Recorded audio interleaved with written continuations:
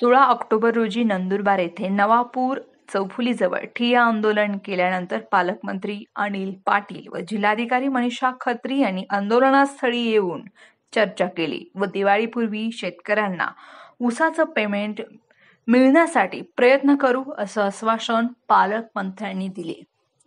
कालपासून शहादा, तळोदा, नंदुरबार, शिंदखेडा, शिरपूर व सागबारा तालुक्यातील शेतकरी श्री नागाई देवी शुगर प्रायव्हेट लिमिटेड डिसेंबर 2022 पासून त्यांनी ऊस दिलाय, परंतु 1300 शेतकऱ्यांना कमी अधिक प्रमाणात व शेकडो शेतकऱ्यांना एकही रुपया ऊसाचं पेमेंट मिळालं नाही। अशा शेकडो शेतकऱ्यांनी काल दिनांक 16 ऑक्टोबर पासून जिल्हाधिकारी कार्यालयासमोर बेमुदत धरणे आंदोलन पुकारलं होतं। त्यानुसार प्रकाशाहून मोटारसायकल व ट्रॅक्टर रॅलीने शेकडोंच्या संख्येनं नंदुरबार शहरात ते दाखल झाले।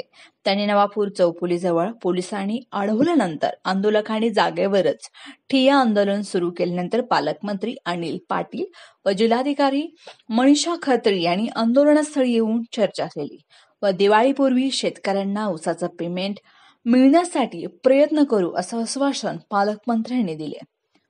साखर आयुक्तांनी नंदुरबार येथे येऊन आंदोलकांशी बैठक करून ऊसाचं पेमेंट व पुढील कार्यवाहीचे आदेश दिले।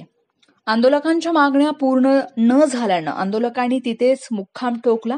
दुसऱ्या दिवशी औरंगाबादहून आलेले सहसंचालक शरद जरे, नागाई शुगर प्रायव्हेट लिमिटेडचे चेअरमॅन रवींद्र चौधरी व त्यांचे संबंधित कर्मचारी व नर्मदा बचाओ आंदोलनाच्या मेधा पाटकर, राम चौधरी, ओरसिंग पटले, नीमा पटले, गणेश पाटील, प्रमोद पाटील, सुनील पाटील, संदीप पाटील हे उपस्थित होते। ही कंपनी फसवतात आणि एक हे आपल्याला चेकिंग करायचं। आता त्यांनी जे धरलेलं आहे की 211 रुपये FRP सरकार त्याच्याप्रमाणे लागू होत असला तरी 232 रुपये आम्ही देतोय। पहा, आम्ही उलट जास्त देतोय।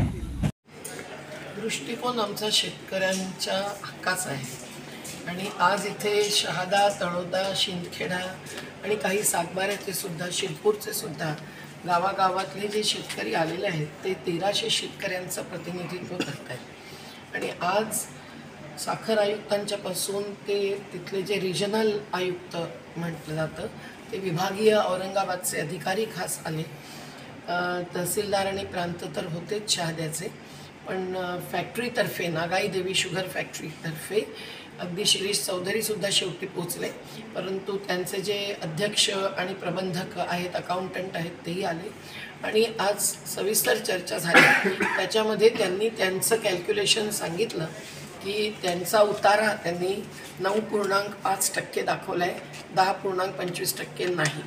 त्याच्या आधारावरती त्यांनी 305 FRP देण्याच्या ऐवजी त्यांनी 211 कॅल्क्युलेशन होतं, पण तरी आम्ही 232 रुपये 50 पैसे एका क्विंटलचे जे 2325 रुपये प्रति टनचे हे दिलेले आहेत असं अभिमानाने सांगितलं। आणि हे सांगत असताना आम्ही त्याच्यावरती काही प्रश्न उठवलेले आहेत आणि त्याच्यावरती आम्ही अजूनही पुढे चर्चा चालू ठेवणार आहोत।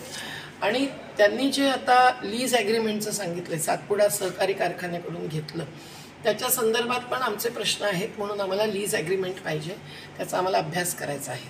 कारण शेवटी जर त्यांनी धोकाच दिला तर मग आम्हाला त्या सगळ्या आधारावरती त्यांच्या प्रॉपर्टीच्या शिवाय दुसरा आधार राहणार नाही, ताब्यात घेतल्याशिवाय शेतकऱ्यांना पैसे मिळणार नाही। पण आज या 1300 शेतकऱ्यांना जे डिसेंबर 2022 पासून नाडवलं गेलेलं आहे, हा फार मोठा अन्याय आहे आणि दलित आदिवासी कुटुंबांच्या बाबत तर तो कायद्यानुसार अत्याचार आहे, हे आम्ही त्यांना स्पष्ट केलेलं आहे। दुसरं म्हणजे की FRP म्हणजे रास्त आणि किफायतशीर भाव, पण त्याच्या व्यतिरिक्त 14 दिवसात जर दिलं नाही तर 15व्या दिवसापासून 15% व्याज द्यायचं आहे। कलेक्टर मॅडमपासून सगळ्या आयुक्तांच्यापर्यंत हे मंजूर आहे। एवढंच नाही तर 21/2/2022चा शासनाचा आदेश आहे आणि 1966 पासूनचं शुगर कंट्रोल कोड आहे आणि हायकोर्टामध्ये जेवढ्या काही केसेस या संदर्भात झालेल्या आहेत त्या केसेसचे सगळे शपथपत्र शासनाने दिलेली, मान्य केलेली आम्ही पाहिलेली आहे। आधी ते म्हणाले की व्याजाची बाब तुम्ही थोडीशी बाजूला ठेवा, पण आम्ही व्याजाची बाब बाजूला ठेवू शकत नाही। त्यामुळे आम्हाला आता उद्या संध्याकाळपर्यंत प्रत्येक शेतकरी वाईज त्यांचे किती टन ऊस टाकला गेला, त्याची रक्कम त्यांच्या भावाप्रमाणे किती होती, व्याजाप्रमाणे किती आहेत ही माहिती पाहिजे आहे. आणि त्याच्या आधारावरती पेमेंट किती दिलं ती पण माहिती पाहिजे आहे. एकदा नाही दोनदा दिलं असेल तरी ती. आणि त्याच्या व्यतिरिक्त मग आम्ही त्याचं चेकिंग करणार. त्याच्यामध्ये आमचे 5 तालुका वाईज शेतकरी प्रतिनिधी आणि आमचे चेतन साळवे कार्यकर्ते असतील आणि शरद जारे जे औरंगाबाद विभागीय अधिकारी आहेत ते पण असतील. त्याचे चेकिंग आम्हाला 20 तारखेला संध्याकाळपर्यंत शक्यतो पूर्ण करायचे आहे. त्यांनी 21 तारखेला 90% शेतकऱ्यांचं आम्ही पेमेंट देऊ आणि उरलेल्या 10%चं शक्यतो 23ला देऊ, नाहीतर मग 26पर्यंत कंप्लीट करू.